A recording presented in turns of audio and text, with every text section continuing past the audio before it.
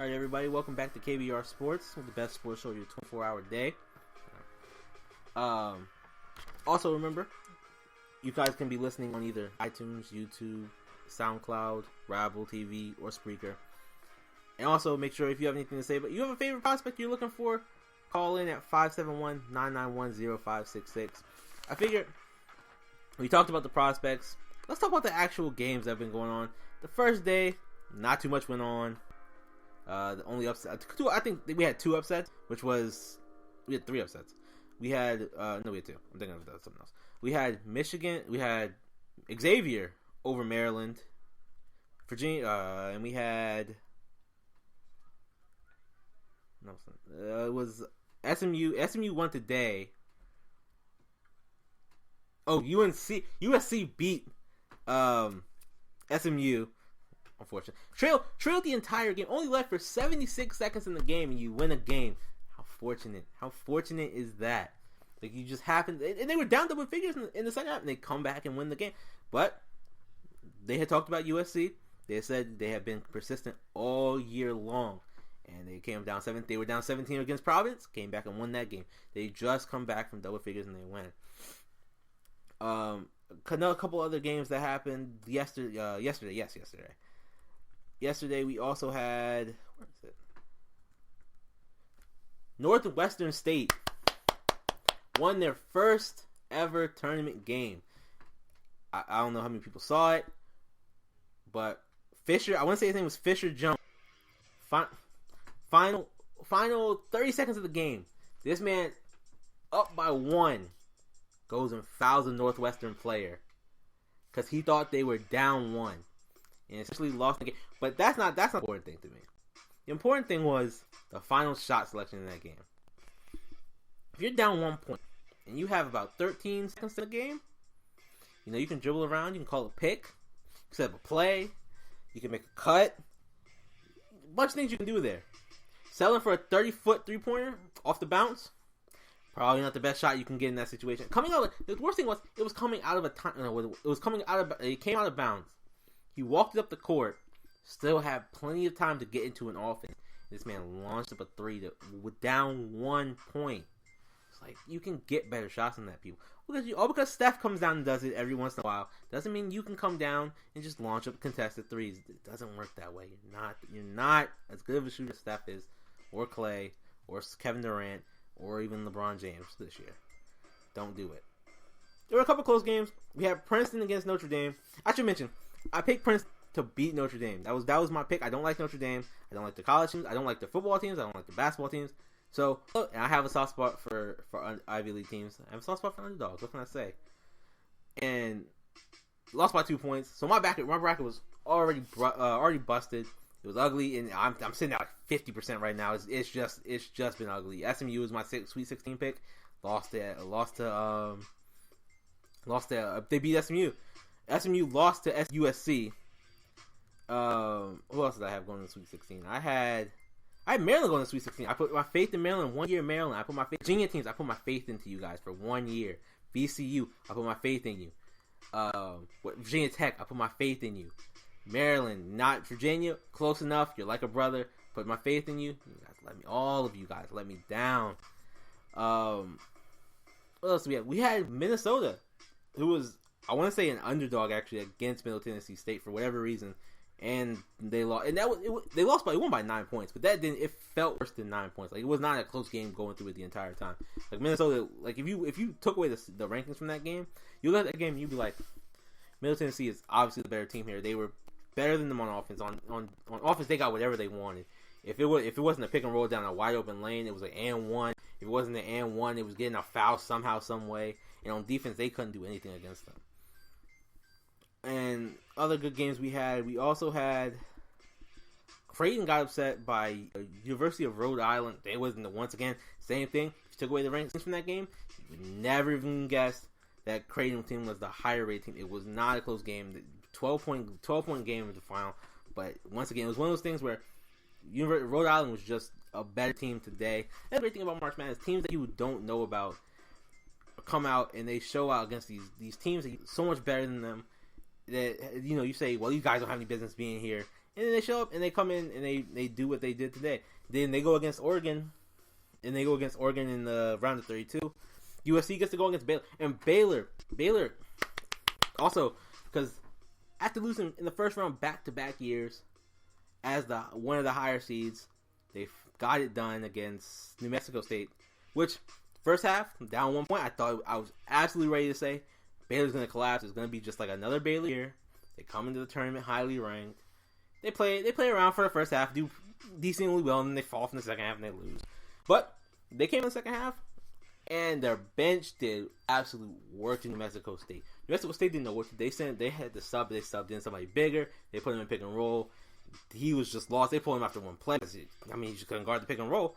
They put somebody else. They put somebody smaller in. They take them inside. They give them business inside. Call a timeout. Bring in somebody bigger again. Just a cycle. Constantly rotating. They didn't know what to do. They go on to play USC, which I think is going to be a great game because, once again, do you trust Baylor? Do you trust Baylor? As simple as that. There are certain teams you just every single year you say, do I trust them?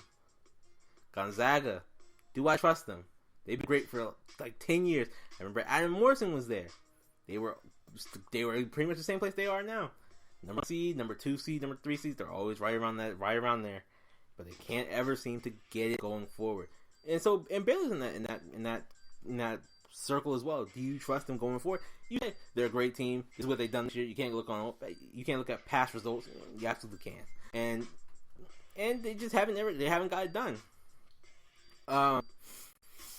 So I should go ahead and say, for the games currently on right now, Wichita State, the 10 seed is beating Dayton, the 7 seed. Cincinnati is beating up on Kansas State right now, 55-45. UNC won earlier. Duke is winning by 20 points. I'm safe to say they're going to win their game. UNC by 40. Kansas won by, when I left, it was 30. They won by 38. So them 1 seeds did what they were supposed to do. Number 2 seeds, you have Kentucky playing later. Who, my national champions are actually Kentucky this year. This seems like a Kentucky type of year. They don't have they still have all the NBA talent, but they don't have that like surefire number 1 pick. They don't have even surefire number 5 pick. But it just seems like this is the year. There's no unbelievably great team in college right now. The UNC is great. Kansas is great. Duke is great. Arizona is great. UCLA is really good. Kentucky is great. So it's just like any one of those teams can do it. And until Kentucky plays, who I have playing UNC, of course, they don't have a tough road. I mean, they play Northern Kentucky tonight. They play either Dayton or Wichita State. After that, their first tough game, which would be UCLA. Then you play UNC. And it's like, I would absolutely take that. I would take that bet against that run. I mean, same thing with UNC. They play Arkansas. They play Middle Tennessee State or Butler. And then it's like, and then they play and lose to Kentucky. Whereas Arizona, Florida State, I think, is a really good team. Xavier is a really good team. Because they probably has the easiest of all of them. They have West Virginia, Notre Dame. And that's pretty much, they play Northwestern tonight. They play the Northwestern tomorrow. Not that tough of a schedule. Duke and Kansas have a little bit of a tougher schedule. They have Oregon, they have Michigan, who's playing extremely well. Ever since they're playing this, they've been playing amazing basketball. They've pretty much, putting that in perspective, they've just been out there and balling. So it's great for them. They won their conference tournament, and then they showed out again against they showed out today against Oklahoma State, winning the close game, and they were just taking clutch basket after clutch basket. It was a great game from them. Kansas is running. They have to go through Purdue or Iowa State. And then they have to go through Oregon. They may have to go through Oregon, Michigan, or Louisville, which are all 3 really great teams right now. All playing extremely well. So, if anything, I think they have the second hardest. And I think Villanova and Duke probably have the hardest. Having to go through Baylor, USC. I know I just said theirs, but they could lose. But they're still a good team. And then UVA, which is always a tough game for anybody. And Florida, who's a good team. Wisconsin's a good team. It's just either Marquette or South Carolina tonight as well, but who aren't bad teams either. So if I had to rank it, it would be East, Midwest, South, and then West, probably in that order. And I think it's gonna be a pretty tame. I think the number 1 and 2 seeds this year are pretty much heads and shoulders. I think it's gonna be a fairly tame tournament in terms of upset. I don't think Villanova's gonna get upset. I don't think Duke's gonna get upset. I don't think Canada be upset. I don't think Louisville. I think can lose to Michigan. I think if they get past Michigan, I think they do go on and play Kansas though. But I do think they can. If I had to put money on, I would say Michigan would win that game. Going out on a limb here. I don't think Arizona's gonna get upset. Gonzaga, I don't see them getting upset. Kentucky, I already said they're going. I have them winning the championship. And UNC, I don't have to see. It's just, I feel like it's just gonna be a super tame tournament, unlike last couple of years where teams are beating up on each other and you have an upset here and there. And I just don't think that's gonna happen this year. I think it's gonna be very tame. I think I have 2 number 1 seeds and 2 number 2 seeds going to the Final Four. I have my Elite 8. I think it's all 1s and 2 seeds essentially.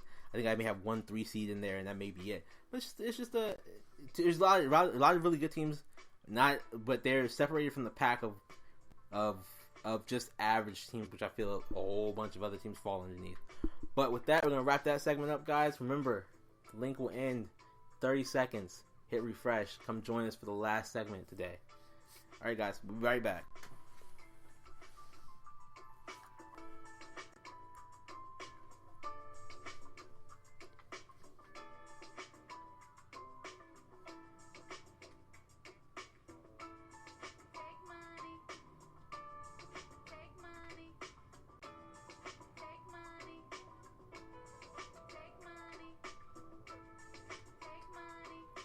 You really strong one.